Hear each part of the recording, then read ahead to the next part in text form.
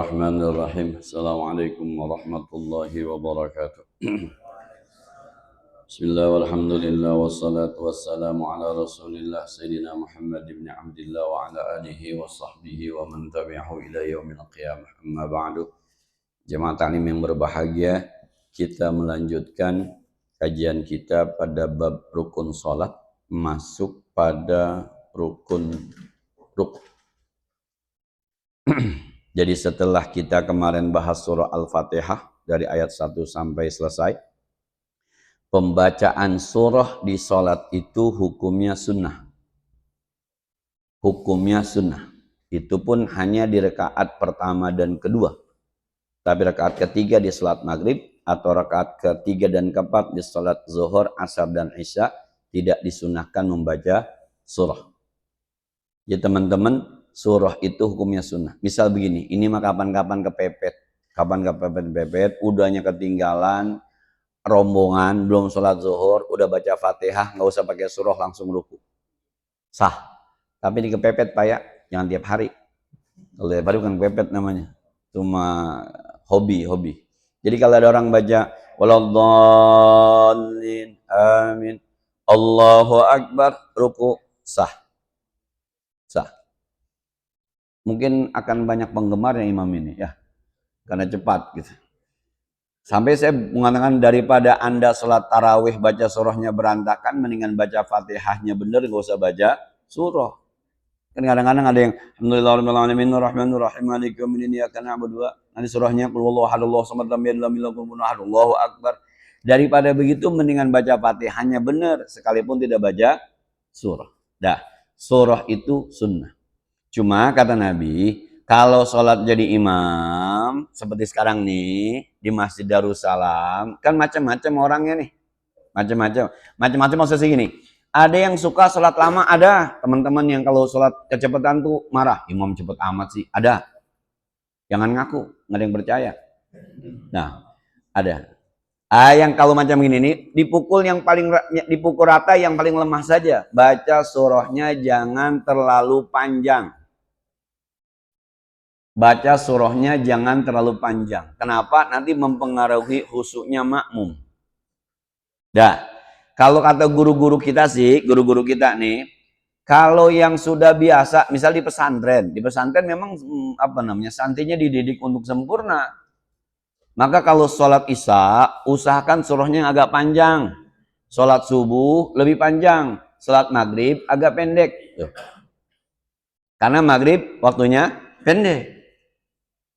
Nah, jadi kalau teman-teman sholat isya di sini nih, jadi imam, ya kalau baca Al-Qari'ah dengan wal adiyat yadhabha, idadul misalnya, atau yang agak panjang dikit wasyamsi dengan wal laili, atau naik ke atas sedikit wassama'i dzatil buruj wassama'i wat thariq, boleh tuh. Nah, kurang pas juga kalau sholat isya, walaupun boleh nih bacanya qul ya sama kulhu. Apalagi kulhu sama inna ataina. Itu udah ringkas banget tuh.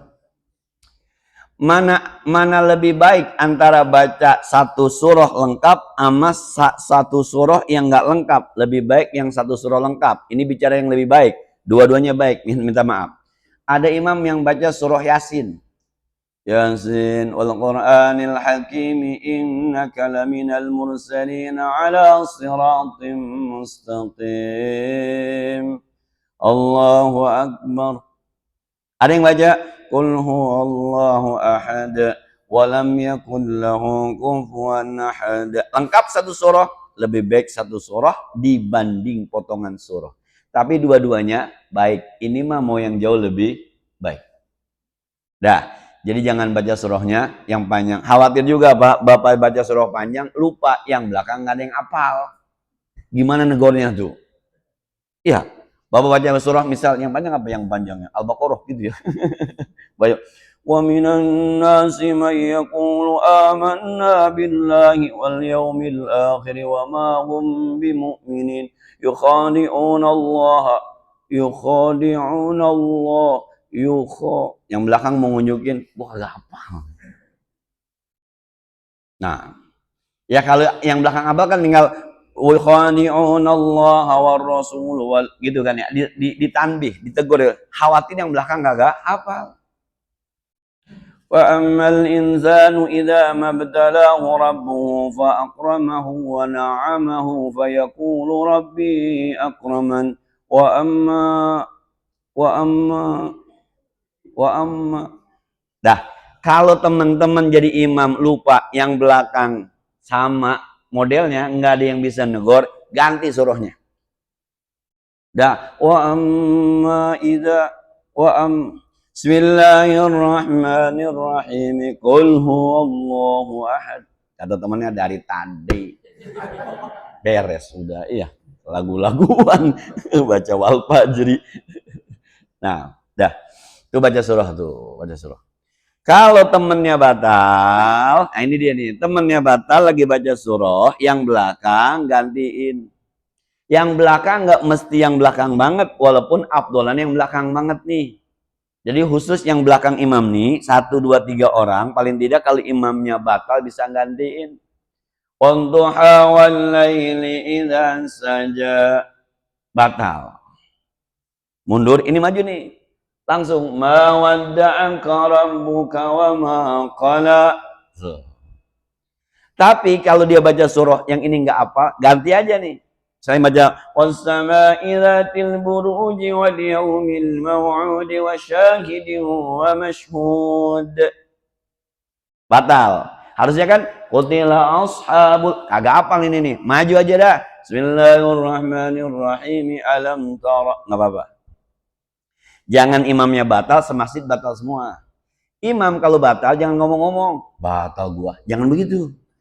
Nanti semasjid dengar semua itu. Udah, yang ini nih. Kalau yang ini nggak paham, yang sebelah sono. Yang sebelah ini nggak paham, yang nggak paham juga, rakaat kedua paham, maju. Yang ini kasih jalan, maju. Itu jalannya nggak batal tuh. Enggak, karena jalan dalam rangka menyempurnakan sholat. Itu surah. Dah, lagi dah Pak ya. Surah bacaan kita Pak, alhamdulillah kalau bisa fasih, kalau baik tajwidnya, makharijul hurufnya, alhamdulillah. Tapi kalau nggak baik juga, udah dah, fattakullah mastata'tum. Emang kitanya bisa begitu doang dah. Kan ada Pak, orang dulu di Betawi itu susah bedain antara za, ja, za, wa. Maka bacanya ijajul, jilatil. Iya, karena semuanya huruf ja. Sebab itu ada da, ada za. Idza zul, idza da, alladzina tudda. Nah, dah. Kalau ada teman yang jadi imam begitu, udah emang bisanya cuma gitu udah mantap, udah paling mantap itu juga dah. Kecuali lagi-lagi deh ya, kalau di pesantren segala macam itu bisa dipilih orang. Itu surah. Kita turun ke ruku. Kapan orang ruku? Orang ruku setelah membaca surah selesai, dijedah sedikit. Walam yakun lahu kufuwan ahad. Allahu Akbar. Itu idealnya. Bukan begini. Walam yakun lahu kufuwan ahad. Allahu Akbar. Bukan begitu. Tapi sah, itu sah. Tapi tidak ideal. Kalau ideal itu ada jaraknya antara akhir surah dengan takbir Allahu Akbar. Ada jaraknya tuh. Nah. Lakum dinukum waliyadin. Allahu Akbar. Nah, itu namanya saktah. Bukan lakum dinukum waliyadin. Allahu Akbar. Sah. Tapi kurang mantap gitu ya. Kurang sempurna. Ada jedahnya tuh.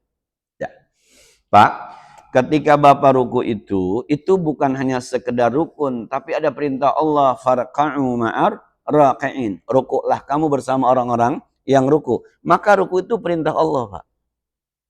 Maka saya selalu bilangkan begitu ya, mohon maaf gitu kan, kadang-kadang ini kan kita harus nyunnah Nabi, nyunnah, sunnah. Ini ketika Nabi ruku, kita ruku udah nyunnah, Pak. Ketika Nabi baca Fatihah, kita baca Fatihah, udah nyunnah, sudah itu. Ketika Nabi ruku, bahkan ruku kita mengikuti perintah Allah. Farka'u ma'ar raqi'in. Rukuklah kamu seperti orang yang ruku. Bersama orang yang ruku. Siapa itu? Orang yang sholat jamaah. Maka sholat jamaah itu perintah Allah. Farka'u ma'ar raqi'in. Wasjudu ma'as sajidin. Sujudlah kamu bersama orang-orang yang sujud. Rame-rame maksudnya. Ini berjamaah. Karena ini perintah Allah, maka ulama agak agak berhati-hati bagaimana wudhu yang baik. Bagaimana ruku yang baik. Semua bentuk ruku itu, selama bentuknya ruku, boleh sah. Tapi ulama, nih loh, ruku yang baik. Pertama, tangan kita ada di lutut ke bawah. Bukan di sini. Di lutut sini. Bukan di bawah sini. Dan bentuknya begini. Bukan begini. Atau begini tangannya. Lalu ini didorong. Bukan dimajuin. Rukuknya. Ini nih, kepala sama badan tuh rata. Kalau wahid, kalau kata Imam Ghazali di kitab Bidayah Hidayah. Rata seperti satu papan. Kepalanya tidak terlalu menunduk, juga tidak terlalu ke atas. Rata begitu. Nah, itu ruku versi Imam Ghazali ketika ingin melaksanakan perintah Allah, warka'u ma'at raki'in. Kemudian ruku ini pun diaminkan oleh Syekh Nawawi Al-Bantani dalam kitab Maraqil Ubudiyah. Nah, maka kebanyakan ulama-ulama kita kalau ngajarin ruku itu harus rata begitu tuh, kemudian tangannya harus di lutut, megang begitu, tapi ke bawah, bukan ke samping. Bukan juga tangannya ada di sini. Ini didorong, bukan begini. Gimana Ustadz kalau sakit? Yang sakit ntar belakangan. Saya lagi ngomongin emang sehat-sehat dulu. Yang sakit bilang. Sekali lagi Pak, kalau sakit mau udah sebisanya. Kalau sakit, Ustadz kalau didorong ini sakit Ustadz, asam urat, habis makan emping. Ya udah itu mah. Udah itu mah orang sakit mah pokoknya bagaimana aja. Ada sebagian yang mengatakan al-masyaqqah tajlibut taisir. Posisi yang sulit itu menghasilkan perbuatan yang mudah. Jadi gara-gara ada kesulitan maka muncul kemudahan. Enggak bisa sholat berdiri kan sulit tuh, duduk dah jadi gampang tuh. Enggak bisa ruku dengan sempurna, ya udah sebisanya jadi gampang tuh. Itu namanya al-masyaqqah tadlibut taisir. Sesuatu kondisi yang bikin kita susah itu menyebabkan sesuatu menjadi mudah untuk dilaksanakan. Teman-teman nggak bisa baca Quran fasih misalnya, udah baca aja sebisanya. Nah, sambil terus memperbaiki, Itu ruku. Nah, ketika posisi ruku, bacaannya sunnah. Teman-teman membaca Subhana Rabbiyal Azimi. Di situ 3 kali silakan. Teman-teman mau baca Subhana Rabbiyal Azimi wa bihamdi 3 kali silakan.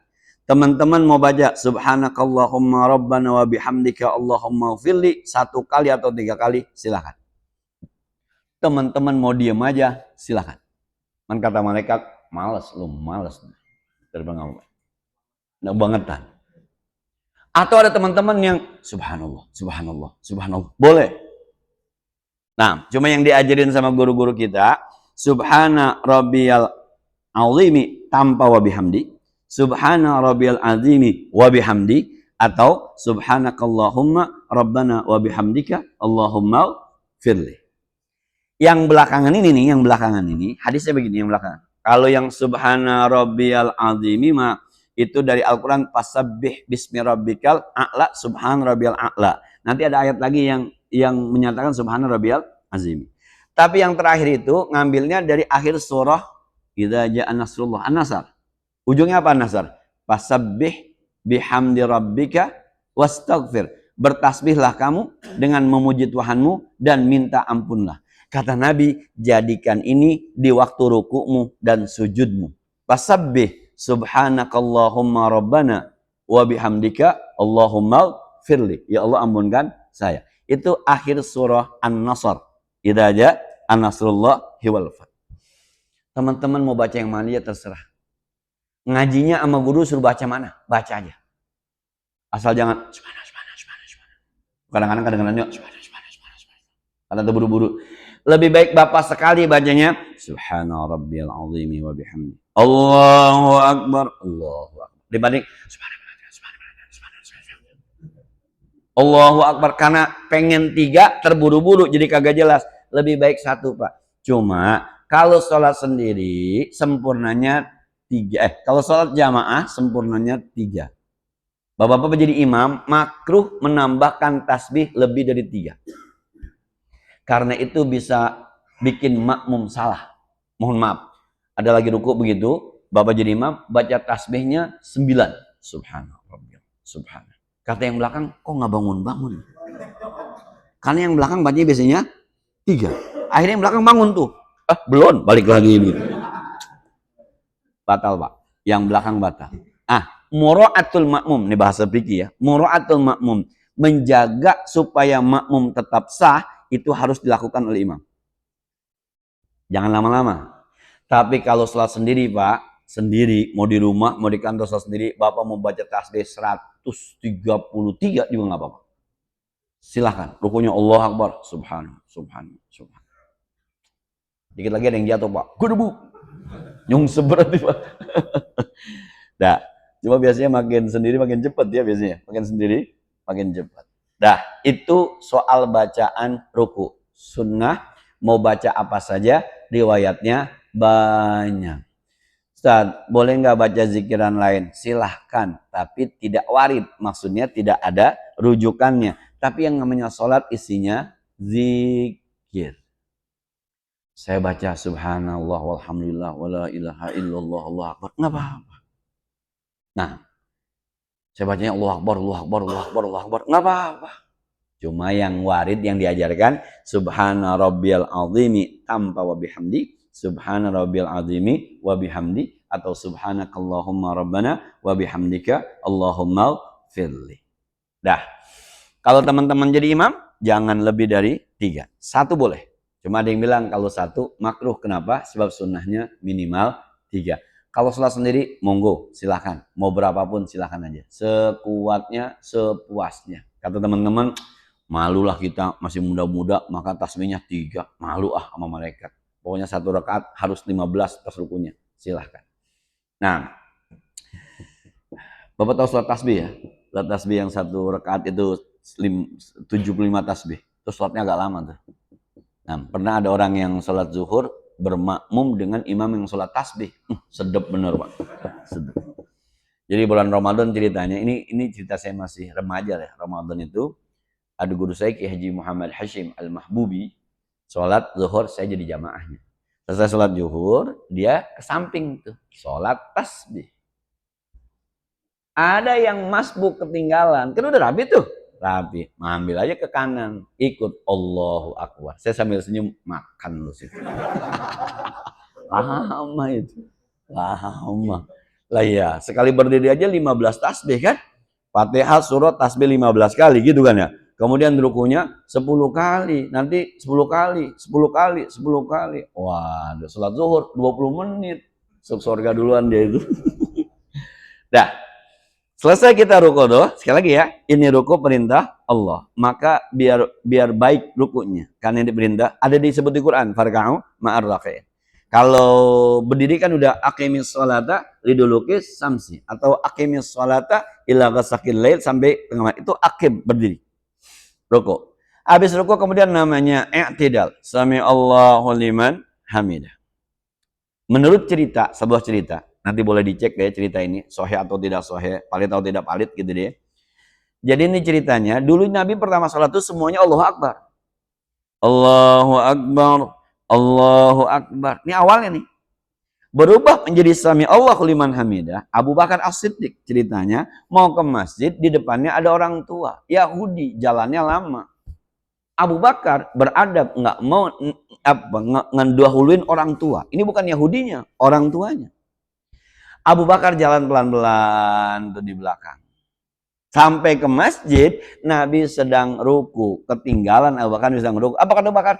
Alhamdulillah, masih kebagian rakaat. Alhamdulillah. Allahu Akbar, kemudian ruku bersama Nabi. Nabi diberitahu malaikat Jibril, Abu Bakar memuji Allah. Nabi kemudian, Sami Allahu liman hamidah. Allah mendengar orang yang memujinya. Siapa orangnya? Abu Bakar. Tuman di situ Abu Bakar As-Siddiq tuh. Ceritanya begitu. Kan katanya kalau kita jalan orang tua jangan mendahului kan? Udah, belakangan aja. Kecuali orang tuanya dibaca, duluan deh. Aneh lama ya jalan nih. Ente aja duluan deh. Duluan ya. Iya nggak apa-apa gitu. Jangan dikepot orang tua, dia. Saya Pak jadi guru tuh kadang-kadang naik motor, murid saya begitu Pak kadang-kadang. Ada yang, Assalamualaikum Pak, Waalaikumsalam. Saya duluan Pak ya. Silakan. Tapi ada yang, main Pak, duluan. Wah, ini anak pembalap kayaknya nih. Nah, nanti kalau di sekolahan, kebetulan di kelas tuh saya suka bisikin aja, naik motor jangan kenceng-kenceng.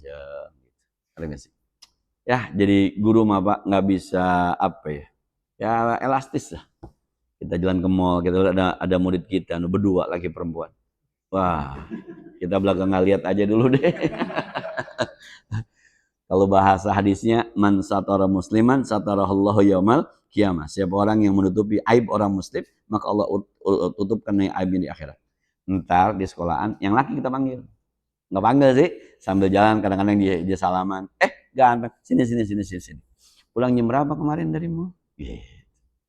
Kok Bapak tahu sama siapa? Gitu baru. Ya, hati-hati bawa anak orang. Saya kata gitu. Hati-hati bawa anak orang. Diem aja. Nah, itu kamu samper apa janjian? Janjian Pak. Orang tuanya tahu nggak? Nggak tahu Pak. Waduh, bahaya kalau ngapa-ngapain. Ada yang naik motor boncengan cewek kencang bener, ketemu saya bilang, saya bacain aja besok kalau bawa cewek jangan kencang-kencang Bang. Bawa cewek, kemarin siapa diboncengin? Diem. Jangan kencang, cepat sampai kok jam kencang saya kata gitu. Ya bagaimana aja supaya pesannya sampai bahwa lu kemarin salah gitu. Tapi ya bagaimana cara bicaranya pada anak-anak. Dah. Sami Allahu liman hamidah. Hadisnya begini Pak, ini yang nanti ada perbedaan pendapat. Kata Nabi, ju'ilal imamu liyutamma bih. Dijadikan imam untuk diikuti. Tadi saya jadi imam, maka bapak-bapak harus ikuti saja. Kata Nabi, idza kabbara fakabbiru. Kalau imam udah takbir, Anda takbir. Wa idza raka'a kalau dia ruku farka'u, kalian ruku. Hadisnya begitu kan. Wa idza qala sami Allahu liman hamidah, kalau imam bilang sami Allahu liman hamidah, qulu rabbana lakal hamdu. Ucapkanlah rabbana lakal hamdu. Nah, ini terjadi perbedaan nih. Ada yang memahami hadis itu tekstual. Pokoknya kata Nabi, kalau imamnya sami Allahu liman hamidah, maka makmumnya rabbana lakal hamdu. Maka ketika saya bilang sami Allahu liman hamidah, bapak-bapak rabbana lakal hamdu, bukan sami Allahu liman hamidah. Itu pemahaman tekstual. Ada penjelasan Imam Qastalani, ada kitab Sahih Bukhari. Sahih Bukhari itu Pak, hadis yang dianggap lebih banyak sahihnya. Sahih Bukhari itu dipakai di dunia Islam dah. Pokoknya rujukan pertama Sahih Bukhari, rujukan kedua Sahih Bukhari. Habis Sahih Bukhari, Sahih Muslim. Nanti habis Sahih Muslim baru di bawahnya Sunan Abu Daud, Sunan Ibnu Majah, Sunan Nasai, Sunan Tirmizi, baru Al-Muwatta Imam Malik. Ada kutubut sittah, kutubut sab'ah, kitab yang. Tapi yang Bukhari Muslim itu yang paling utama, dua. Nah, kitab Bukhari itu ketika saya belajar, ternyata yang menjelaskan Imam Bukhari itu kitabnya banyak. Ada kitab namanya Al-Kirmani, Imam Al-Kirmani. Ada kitab namanya Umdatul Qari. Ada kitab namanya Irsadus Sari. Ada kitab namanya Fathul Bari. Dah.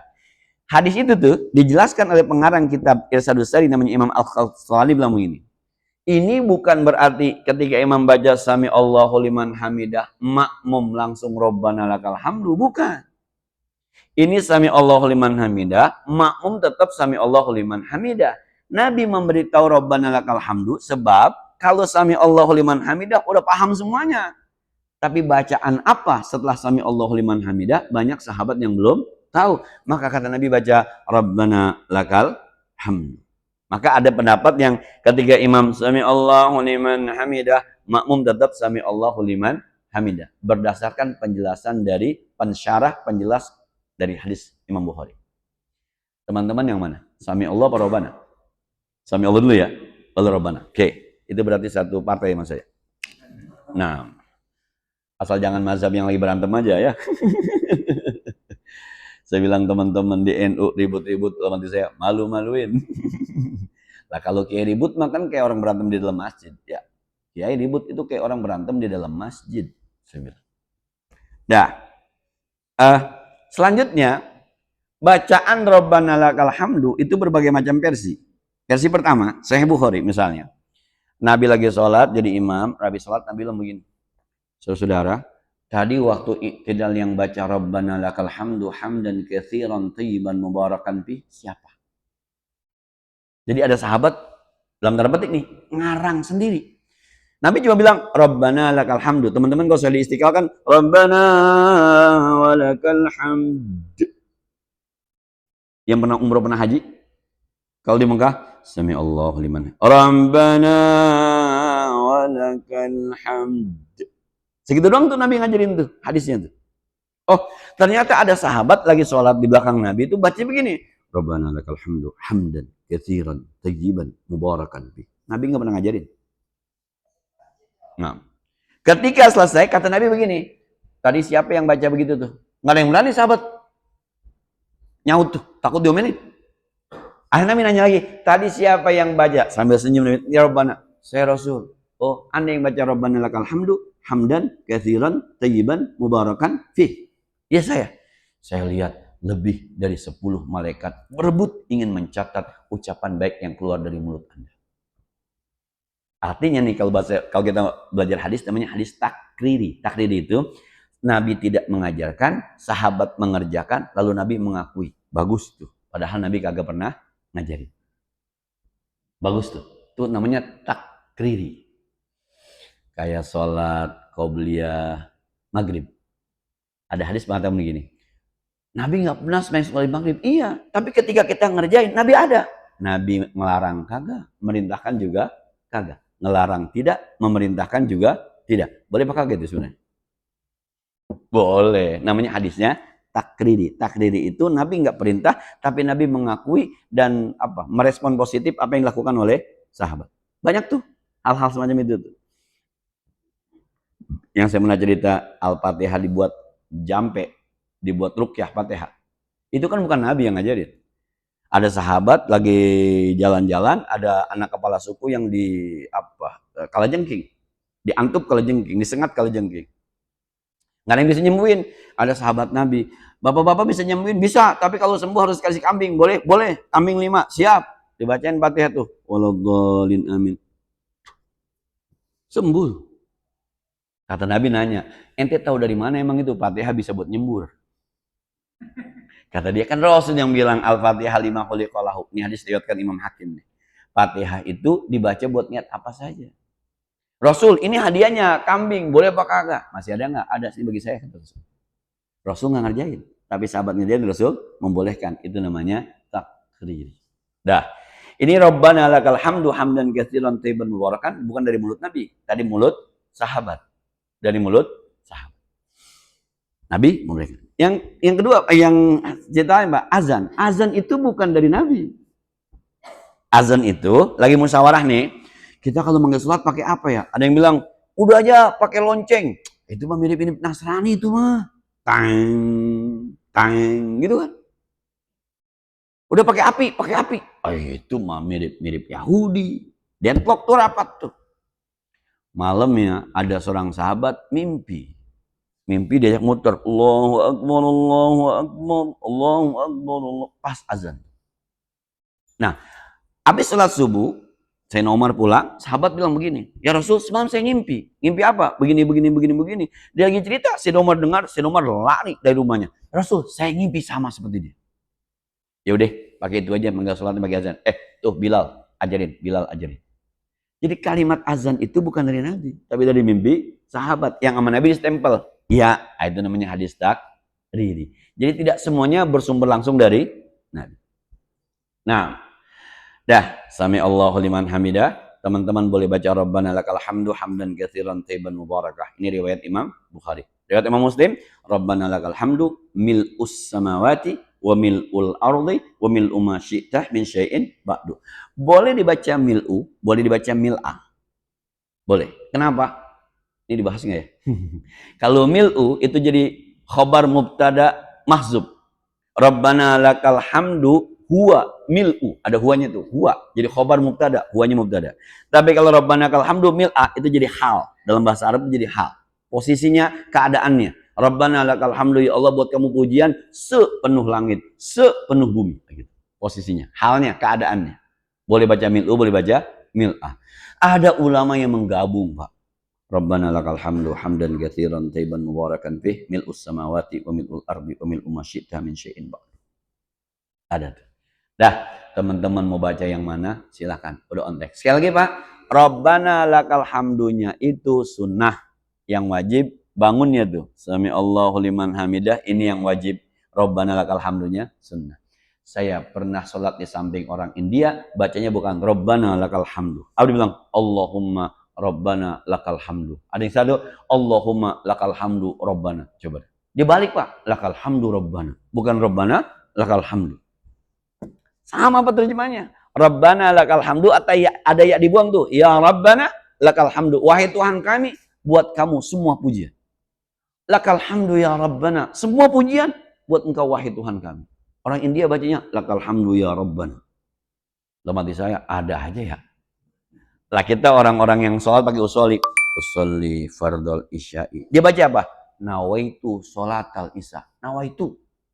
Orang India bacanya nawaitu. Aku niat.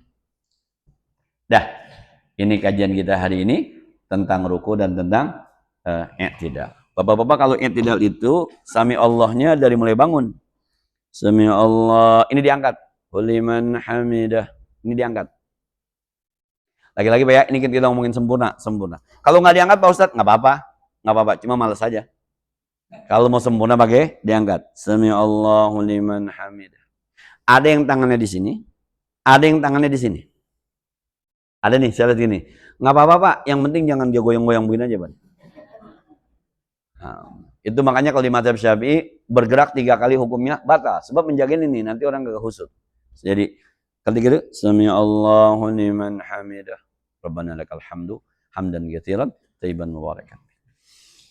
Sebagaimana biasa tadi sudah sampaikan 15 menit sebelum jam 1 ada tanya jawab. Dipersilakan. Ya, silakan. Assalamualaikum warahmatullahi wabarakatuh.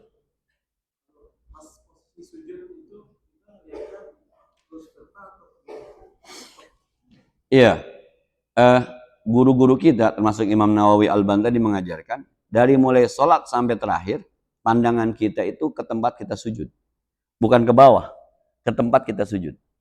Jadi waktu ruku juga mata kita ke tempat kita sujud, posisi di mana kita bakal sujud dari awal sampai akhir. Kecuali nanti ketika tahiyat, ketika illallah, maka pandangan kita ke jari sampai selesai. Illallah wa asyhadu anna Muhammadar Rasulullah sallallahu alaihi wasallam. Terus sampai selesai. Itu ke jari. Tapi kalau selain itu semuanya dari awal sampai akhir mata kita harus ke tempat sujud. Bahkan kata dia, sekalipun Anda sholat di depan Ka'bah. Kata dia, sekalipun Anda sholat di depan Ka'bah. Mohon maaf ya, yang ini saya langgar nih. Saya kalau depan Ka'bah, saya lihat Ka'bah. Sayang aja Pak. Sayang. Saya termasuk yang ngelanggar ini nih. Kalau kata ulama itu adabnya. Tapi saya termasuk orang yang kalau sudah di depan Ka'bah, saya sholat melihat Ka'bah. Sebab ada hadis lain mengatakan setiap hari turun 120 rahmat di sekitar Ka'bah. Dibagi-bagi tuh 50 sekian, ada 60 rahmat, ada 20 rahmat buat orang yang memandang Ka'bah. Kok Ustadz begitu? Saya pakai hadis yang itu tuh. Kayak jadi tetap ke tempat sujud. Nah, ada lagi? Ya. Waalaikumsalam warahmatullahi wabarakatuh.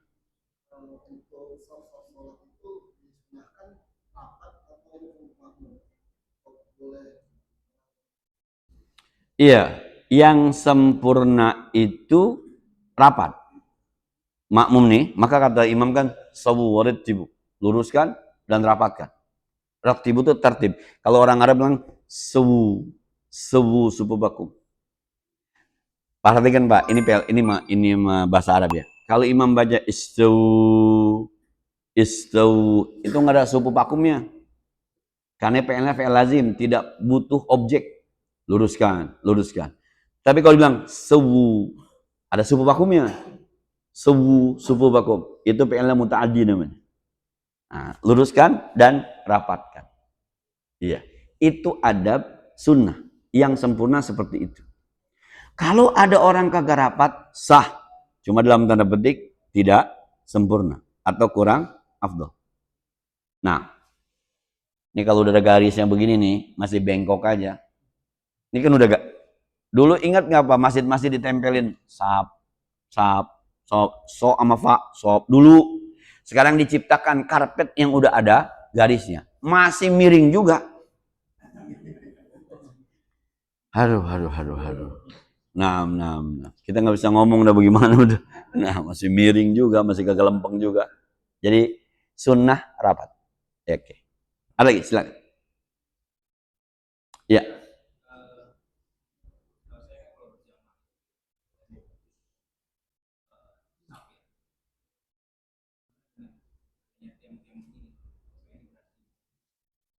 Iya, kata memutus sab itu bukan nggak boleh. Nggak boleh bukan berarti orang jadi tidak sah sholatnya. Memutus sab itu tidak sempurna. Nah, tidak bisa masjid berdiri tanpa tiang. Maka keberadaan tiang tidak dianggap memutus. Sebab tidak ada masjid berdiri tanpa tiang. Ini kalau bahasa usul fikihnya, la yatimul wajib illa bihi bahwa wajib. Tidak akan sempurna sesuatu yang wajib kecuali harus ada dia, maka dia dihukumkan jadi wajib adanya. Termasuk anak kecil yang belum balik itu tidak memutuskan shaf, tidak memutuskan jamaah, tidak. Nah, yang memutuskan itu ketika misal ada shaf yang kosong kemudian itu putus apa namanya jamaah, dalam arti bukan tidak sah tapi tidak sempurna. Tetap sah tapi tidak sempurna. Yang belakang tuh disunnahkan maju nutup yang depan, nanti yang belakang disunnahkan maju nutup yang depan, terus begitu. Jalan dong Ustaz, pasti lu dingkring, pasti jalan, lompat, harus jalan, pasti jalan. Jalan itu tidak dingkring bahasa Betawi. Jalan itu tidak membatalkan ketika urusannya menyempurnakan saf.